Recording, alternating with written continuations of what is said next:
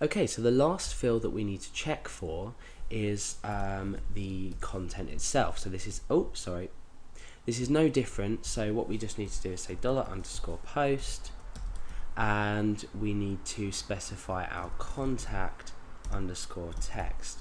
Now my text editor online here seems to have gone a bit funny, so I'm just going to save this file and I'm going to close that and we're going to reopen it in our plain text editor. So we're going to have to deal with plain text for now, but that doesn't really matter.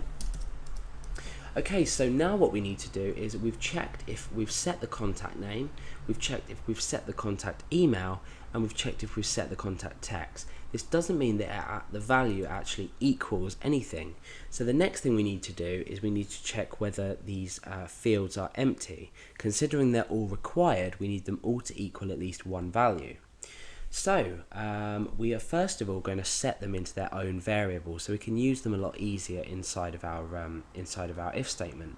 So what I'm going to do is create an individual variable for each one. So contact underscore name. This can obviously be anything you like, and then we say equals $_post, and then we say contact name. So what we're doing is we're just taking this variable here and we're putting it into a contact name. Now you might be asking, why aren't we doing this outside of our if statement? And the reason we're not doing this outside of our if statement is because this post might not be set. And we're going to get what's called an undefined index or an undefined variable error, because we're assuming this value exists before we've checked that they're set.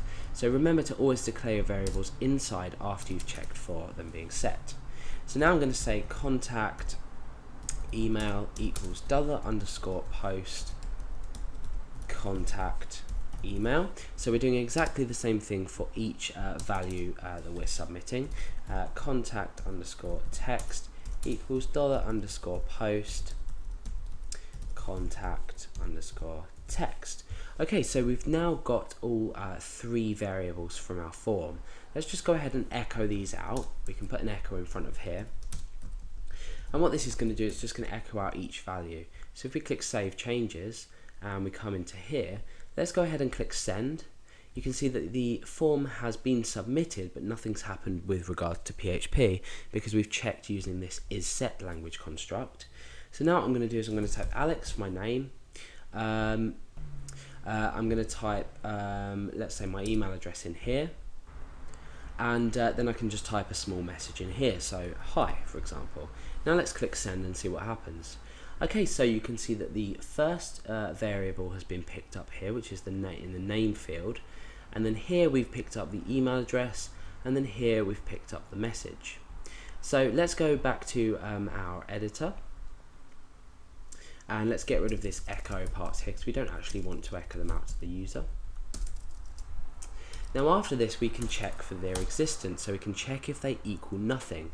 So let's go if not empty contact name, and so we're using this and operator again, not empty contact email. So empty is basically checking if this value is equal to null, and not is saying we don't want it to be empty, so we're making sure this is equal to true by saying we don't want it to be empty. So we're saying and not empty contact underscore text. So let's go down now, and inside here we need to do something if these do exist or these do equal something. So for now I'm just going to echo out OK. Okay, so let's go and try and submit the form without any data. Okay, now let's put, say, A, B and C in here, click Send, and that's OK, so that's worked. What we can actually do is specify an error message if these are or if one of them are empty. Well, in fact, no, these are going to be OR, because what we're doing is we're checking if either of them, or if one out of the three of them is empty. So we need to use this OR instead of AND. So I'm going to echo here, if else, I'm going to say all fields are required. Okay, so let's click Save Changes and see what happens here. So let's click Send, all fields are required, Now we can type A, B or C, or and C, and click OK. So if we were just type in A and B here, and we click send, oh, we're still getting, oh no, sorry, my mistake completely. These should be and. Now the reason I got confused there is because what we would do is if this if statement was if empty, empty, we would say if empty contact name or empty contact email, but we're saying not empty, and we don't want any of them to be empty. So many apologies for that. Okay, so if they are not empty, what do we want to do? Well, that's easy. We want to send an email to ourselves.